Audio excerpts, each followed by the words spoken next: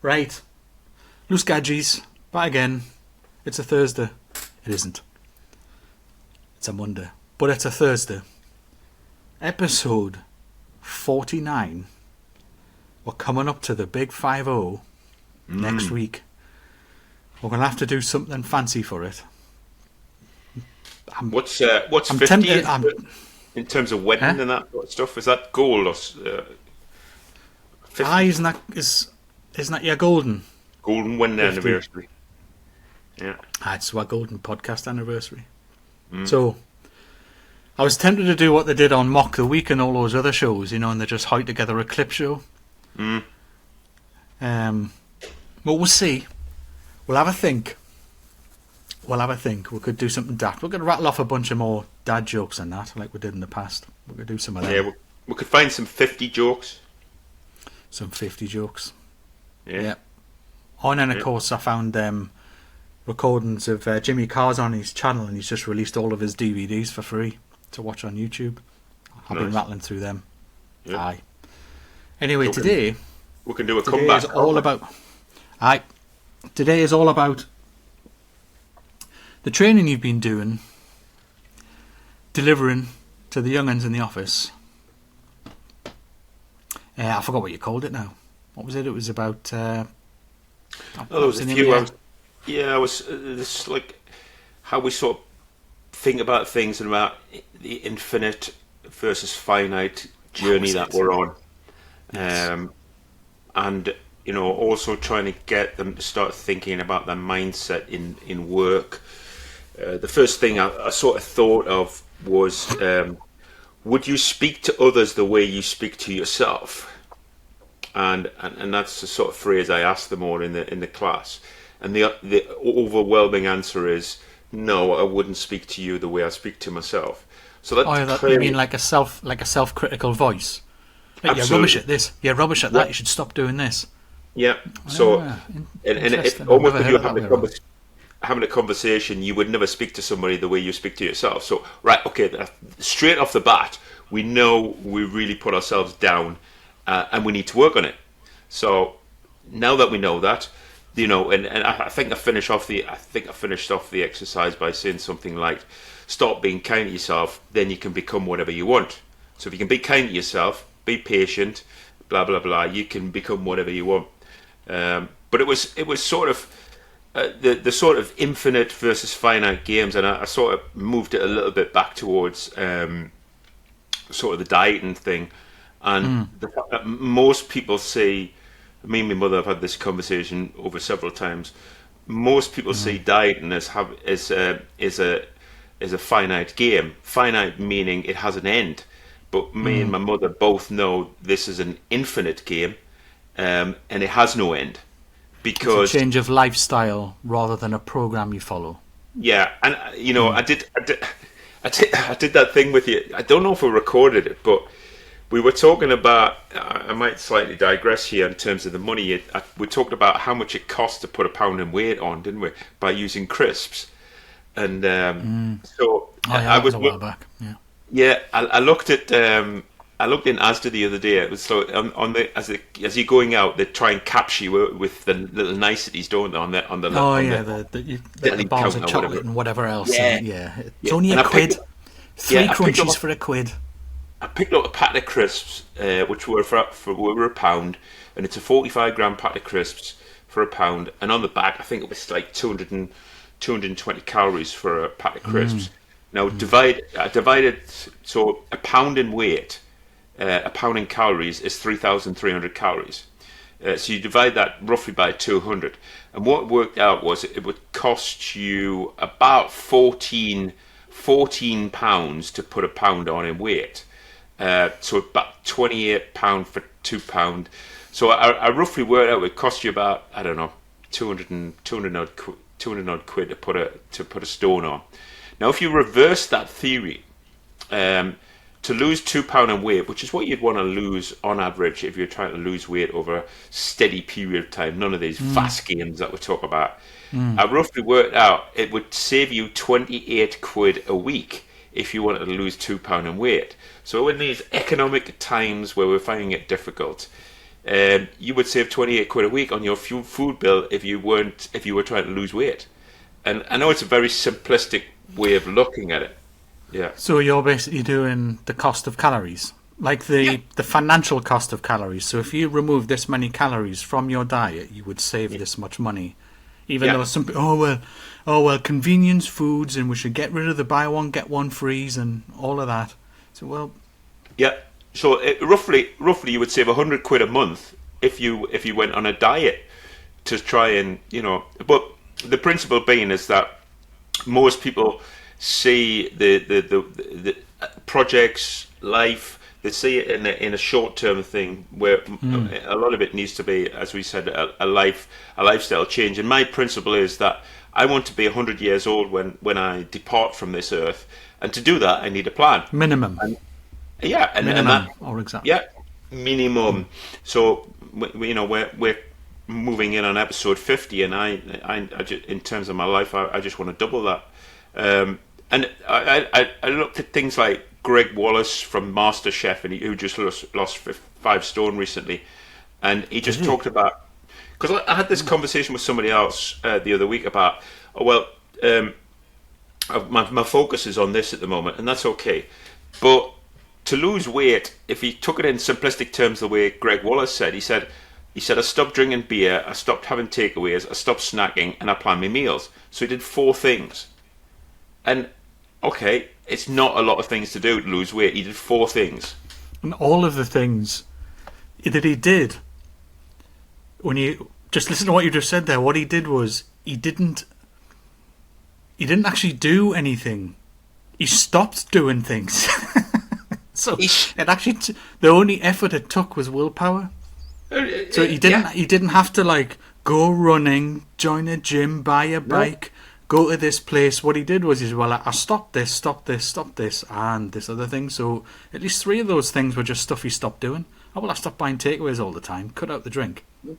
It's fascinating, because when we know, and my son and my wife know, I've got a bit of OCD when it comes to my food. So it's particularly on Monday to Thursday. So I know what I'm having. So now there's no plan. So now I don't need to think about it. So my weight loss I don't think about because I know what I'm doing. So it's not an extra burden in my mind. Because you've already planned your menu. You've got your menu for Monday to Thursday, and all you have to do is follow it. Yeah. It's like I watched the David Beckham documentary over the weekend, and his clothes for the week are on a rail for the week, Monday to Sunday. He knows and we were talking about his level of OCD. He's got to that level that now he doesn't even have to think about what he's wearing because it's planned for the week. That sounds brilliant. Isn't it? I just stopped thinking about it. I'm just like, grab a t-shirt. But it's like we associate stuff like that with having requirement of massive planning, and it's not. It's a reverse to that. It's actually removing. So if you want to drink, I used to drink. To have a drink, to have a takeaway, to snack, you have to plan that. Where are you getting them from? Where's the plan? So they've got to be there. From what you're going to have, read the menu. You've got to ring someone up. You've got to get the delivery. Yeah. You've got to go out and get your cans. What you're going to be drinking. Takes a lot of planning. Decisions.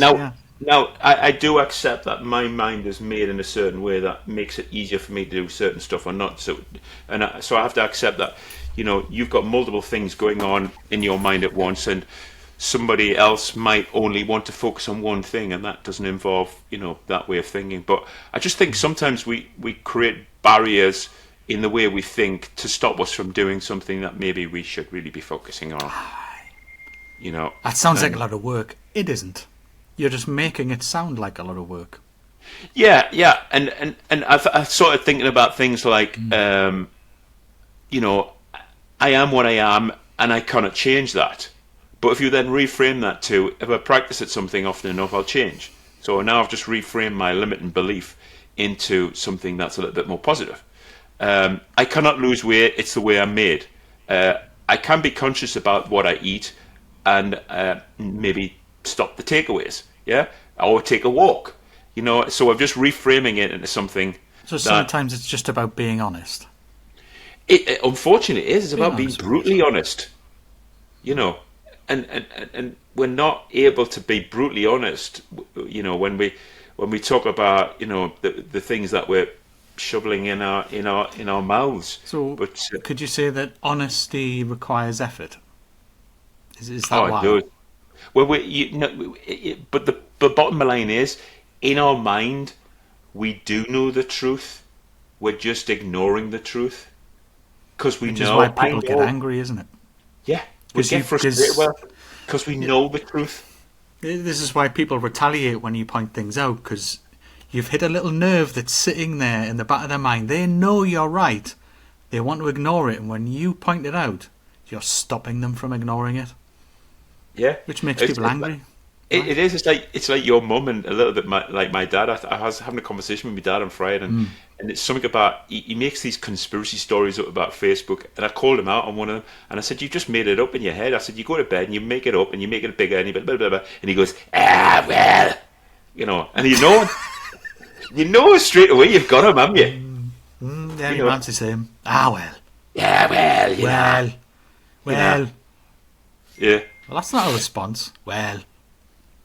And I gotta just to sort of finish it off a little bit. Your how we think, your thoughts matter, and we should sort of be looking at sort of reframe the thoughts. And when you feel like this is too much, basically you're asking yourself in your head, what do I need? And I was playing with this 4-step process with some of the clients about how your thoughts come in your head. Recognize the thought. It's a negative thought. Stop the negative thought. Question that thought. What is it actually about? And then replace it with something else. So it's like an add-on to reframing. You're recognizing the thought, stopping it, questioning the thought, and then replacing it with something. This isn't working. Well, okay, recognize I'm being negative. Stop that. Question, what small tweak can I try? Well, I'm going to replace it with something else. And it was an interesting example of the weekend with I was helping the future son-in-law to lay their flooring in their bedroom, and we started off. I was being the teacher, and we were going to do the first cut, and the first 2 cuts we got wrong. I was explaining what to do. So there's 2 things. My trainer was shit. And 2, he cut the wrong bit of wood twice. And I thought about it, and it was just the way that our brain is made, that, okay, at this end you've got this cut to do, so our brain thinks from left to right, I need to cut it on the left-hand side, but actually it's a reverse. So we got the first 2 wrong, but once we'd reframed it and thought about it differently, now we're in a flow, we're thinking differently. And then it was much easier after that. But it was so easy after the first 2 cuts to quit and say, I'm shit at this, I'm not doing it. And we were like, no, we're being persistent, we've just made mistakes, we're now going to learn from them, and I'm going to move on and do something different. Yeah. And it was just that changing that mindset to think a little bit more positively about something. And at the end of it, he said something like to me, I wouldn't be able to do this if you didn't show us. And I was like, no, you would be able to do it if you just stuck at it. You just stick at it and get up. Especially if you've made 2 of the same mistakes, then that's a consistent issue. So if it's a consistent issue, then it's a thinking, identifying change, right? So it's not like something randomly went wrong both times. It was the same thing that went wrong. What was fascinating was the first 2 cuts were wrong, the flow was really good, and then at the end, when you're a little bit more tired, the same mistake crept in again because we're tired. So it's also recognizing that we're tired. Because you slipped out of the routine. And yes, we see the finish line, and now we need to focus a little bit more, because we're at the finish line, and this way the mistakes happen at the finish line. So I can see the finish on this piece of work. I want to do something else. I want to go have some food. I want to do something else. I want to do now. Really focus on the last cut, because and he was like, "Oh, I've done it again." I was like, well, that's no surprise, honestly, because it's the last bit and we're getting a bit tired now. And it's just recognizing your brain's starting to disengage. Yeah, you just be kind to yourself. It's a little bit of a journey. I thought we would take all day to do the floor, and it took 4 hours. It took half the time I thought it was. So actually, in terms of how long we planned, it took less time, and it was a really good job. But it's just that bit about being kind to yourself in those moments where you're not sure about what you're doing, you've not really got the skills. and it's just a journey. It's like I said to my daughter, I said, when you first started doing what you're doing now about caring for people, you go in and you're really nervous about it, but now you don't even think about it, do you? Don't think about it. Just do it. Boom, boom, boom, boom, boom. And now we're being apprehensive about another skill that maybe we want to learn in a couple of weeks' time. Ooh, but remember how you felt before you started doing that job? And it's like, just what we create in our head about these things that are massively go wrong, they never happen. No, you have to accept that 9 times out of 10 you're not born with the skill, are you? No. Even artists, right? You're not born being able to draw. Like we say, it's a natural talent. Well, it is and it isn't. Like I've taught myself to draw. I know that there was a point when I would draw a face and it would look atrocious. Now I can draw a face, it looks like a face. It was bloody practice, repetition, understanding how the thing works and where I should start, and that there is a technique to it. And this is, and as much as you'll go out to some guy who's, let's do a caricature of you. You're on the beach. And you pay a $5 for this caricature. You say, well, he's taught himself. I know he makes it look easy when he just puts the pen on the page and goes, la la la la. That looks like me. That looks like me. You say, yeah, but he's practiced that, Yeah, this will be a first for her. The postman just come to my men's shed and tried to knock on the door. That's never happened to me before. He's come in the back gate. Well, not literally.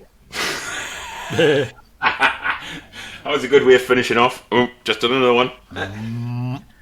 Right. Yeah, but yeah, he was. You have to accept it. You have to accept. No one's born with every skill. You learn to drive. You learn to read. You learn to write. Right. You learn to speak. Right.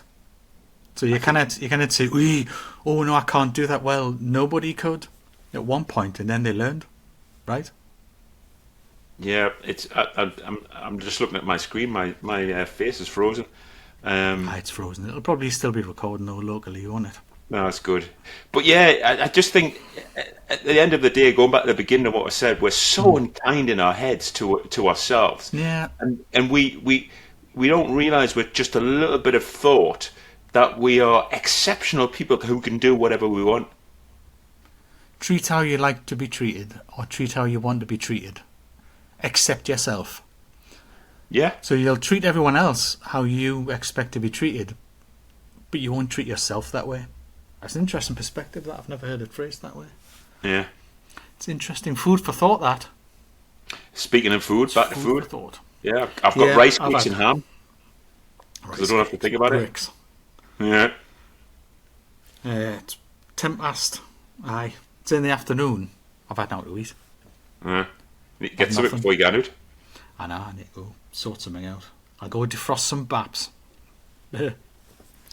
Defrost some baps and have some... have I defrosted? Do you know what? I fancy a sausage roll. I think I'm nipping across the road. That's it. Sausage rolls. Right.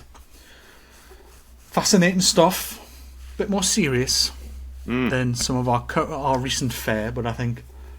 There's a ton of stuff going on. There's a few other bits and pieces I still want to talk about. There's all sorts going on at the minute, and I feel like we shouldn't be afraid to cover some of it. So, apart from episode 50, which I think should be daft, fun and frolic, we should do something daft. We should do something daft for it, and then we can go back to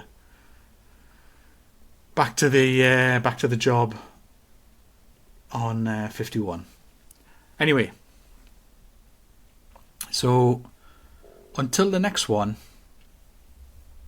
likes and subscribes and clicking on all sorts of things. It's the freest, bestest thing you can do. Until next week, take care.